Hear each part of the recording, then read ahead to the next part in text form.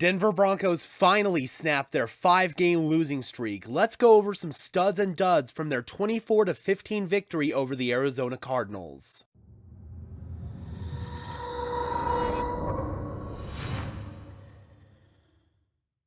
What's up, guys? Welcome to Denver Broncos Syndicate, part of the Sports Syndicate family of channels where we are dedicated to bringing you content about our favorite sports teams. I am your host, Gage Madrid. Before we jump in, guys, I just wanted to say thank you so much from the bottom of my heart to each and every single one of you. Because of all of the support and love that we've received over here on Denver Broncos Syndicate over these past few months, we are now officially monetized, guys. We hit the threshold for both subscribers and watch hours within the past couple of weeks. We sent in the application to officially get monetized a couple of days ago, and this morning we got the email that said we are approved, guys.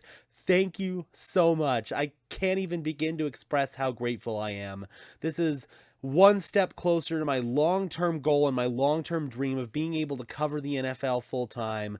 It's so humbling and so incredible to think that we're now officially getting paid to talk about the Denver Broncos. I mean, it's just incredible, guys. It's a reminder to go out there and strive to achieve your goals, no matter how stupid or unrealistic they may seem to you. I didn't envision myself doing this just 1 year ago, and look at how far we've come, guys, and it wouldn't be possible without your support and your love. Thank you so much to everyone who's liked every video that we've put out, who's commented, who's subscribed to the channel. Those three things are the biggest form of support that you could possibly give to this channel. No amount of financial support could outweigh the likes, the comments, the subscribes. Absolutely incredible to think about just the sheer amount of people who've watched these videos. So thank you so much, guys, for your continued support, and we're just going to continue to grow. Only bigger and better things are to come here on Denver Broncos Syndicate. Stay tuned. All right, guys, now that we got all the mushy sentimental crap out of the way, let's jump into the studs and duds. Brendan Grossi of Mile High Huddle, in my opinion, did a really nice job compiling some studs and duds from this game. We're going to go over his studs and duds, and then we're going to go over some of my own studs and duds for this game. The first stud that Grossi had on his list should not come as a surprise to anyone. It's running back Latavius Murray. What an incredible performance from the Broncos' lead back. Murray finished with 24 rushes for 130 yards and a touchdown in what was easily the best display from a Broncos running back this season. It's even more impactful when provided with the context that Russell Wilson was out and backup quarterback Brett Rippon needed the run game to be successful if this offense had any chance in this game. The first dud that Grossi named is kicker Brandon McManus. It's been an undeniably tough season for the Broncos' place kicker. This game was yet another example of it, as McManus missed a 38-yard field goal when the game was 3-0, and Justin Simmons had just intercepted Colt McCoy and given the offense a perfect chance to put up points. The Broncos could go in a new direction at kicker this season. Now, if I'm being honest, a lot of McManus's issues this season could be attributed to a rookie holder in Corliss Waitman, who's overall struggled as both a punter and a holder, if I'm being honest. There are multiple times where Waitman has not been able to get the snap down cleanly, and it's completely thrown off the operation. Also, starting long snapper Jacob Bobenmoyer missed a good chunk of the season with a wrist injury, so they also had a rookie long snapper that McManus had to deal with for most of the year.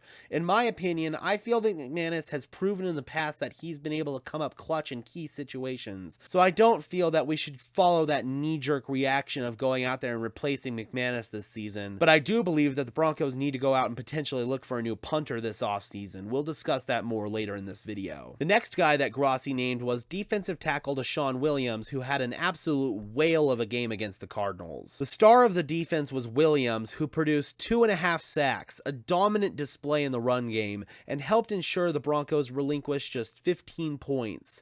Williams has quietly had a very impactful season, and this was a genuinely game-wrecking performance for an interior defensive lineman. More of this could earn Williams some money this offseason, as he is an unrestricted free agent. The next dud that Grossi has on his list is a little bit of low-hanging fruit, but I still feel is someone that we have to discuss, and that's Greg Dulcich. Dulcich is only on this list because he had set the bar so high in his limited time on the field this season. He finished with just one catch for 11 yards against a Cardinals defense that struggles to guard the tight end. Thankfully, the Broncos' other tight ends stepped up. Don't worry, Dulcich is still primed to be a star in this league. Following it up with more studs, it was hard to pick out a sole good performer from the Broncos secondary, so Grossi just decided to shout out the whole entire group. Even though they didn't face off against Kyler Murray, the Broncos secondary still had to get the job done, and that's precisely what they did. Only 178 passing yards, 0 passing touchdowns, and 3 interceptions were allowed. Simmons and Patrick Surtain II were the 2 stars again and will continue to be for the Broncos defense, hopefully for years to come. Another guy I definitely want to shout out in the Broncos secondary these past few weeks is Damari Mathis. He's played absolutely lights out at the boundary corner position alongside Pat Surtain, and he continued that in this game. He guarded Robbie Anderson tight with man coverage in most of this game. He even had a couple of nice reps against DeAndre Hopkins, which is obviously going to be a big test for almost anyone who goes up against him. The next dud on this list is somebody who was foreshadowed earlier in this video, and that's punter Corliss Waitman. Waitman struggled, which is a decent reflection of his season. He doesn't have the distance to be a great punter, and his accuracy is average at best. If Waitman wants to keep his job going into next season, he will have to make massive strides forward in the offseason. There was some definite controversy with the punter position this offseason. Waitman ended up winning the job over veteran punter Sam Martin, who's doing an absolutely phenomenal job in Buffalo. Meanwhile, Waitman has been one of the worst punters in the league this season. The Broncos did save about $1.5 million by moving on from Sam Martin, but it's pretty clear that that $1.5 million would have probably been better spent on a better punter and a better holder, i.e. not letting go of Sam Martin. I don't see any scenario where there isn't going to be at least competition for Corliss Waitman this offseason, and like Grossi mentioned in his article, Waitman is going to have to make some serious strides this offseason if he wants to keep his job. Some other studs that I want to shout out include Marlon Mack, who had 37 rushing yards and a touchdown spelling Latavius Murray on the ground.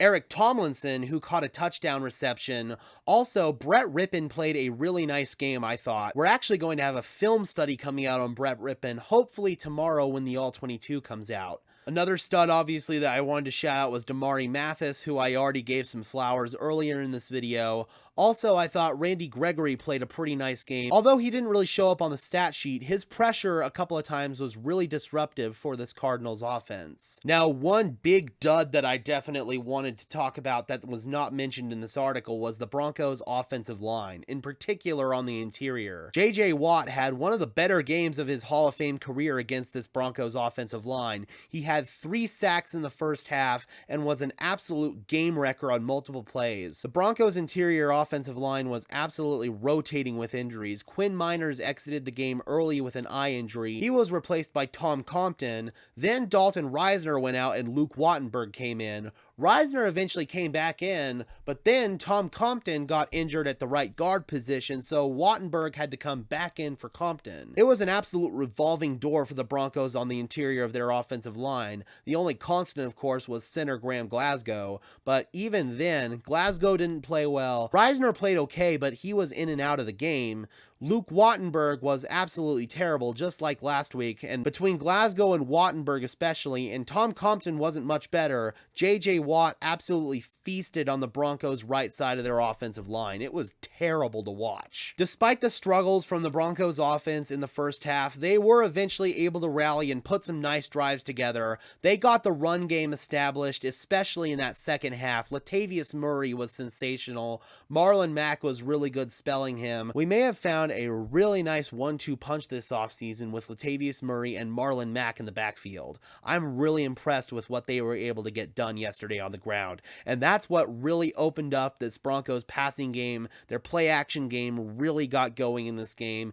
It was good to see, and it was a clean performance by Brett Rippon, which was exactly what we needed him to do. He managed the game well. We ran the football cohesively. This was one of our best offensive performances this season, and we were able to do exactly what I wanted them to do, and that was build off of the momentum that they built last week. So I'm excited about what the Broncos offense was able to do in this game, and hopefully they can continue it next week against the Los Angeles Rams. Defensively, we were absolutely lights out throughout the entire game, especially once Colt McCoy left the game for the Cardinals with a concussion and Trace McSorley had to come into the game at quarterback. In the second half, the Cardinals couldn't really do anything on offense, and it showed. Once the game got out of hand, our defense kind of let up a little bit, but even then, man, they were still lights out pretty much till the end. The game-winning interception by Pat Surtain, 3 total interceptions on the day for this Broncos defense, 2 of them by Justin Simmons.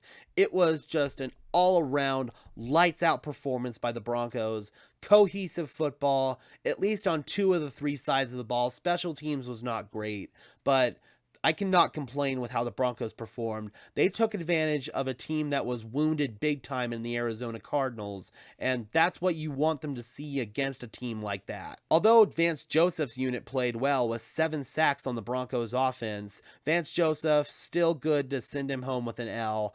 Definitely a very nice performance by the Broncos against the Arizona Cardinals. All right, guys, I'm curious. The Broncos are starting to build some momentum. Do you think we'll be able to continue that momentum next week against the Los Angeles Rams? Drop those comments down below. I would love to hear from you. Be sure to smash a like on this video as well as subscribe and ring the bell so these videos appear in your notification feed. And while you're at it, be sure to follow me on Twitter at Gage Madrid NFL for even more Broncos coverage. And for now, this has been another episode of Denver Broncos Syndicate. I am your host, Gage Madrid, saying peace out and let's ride.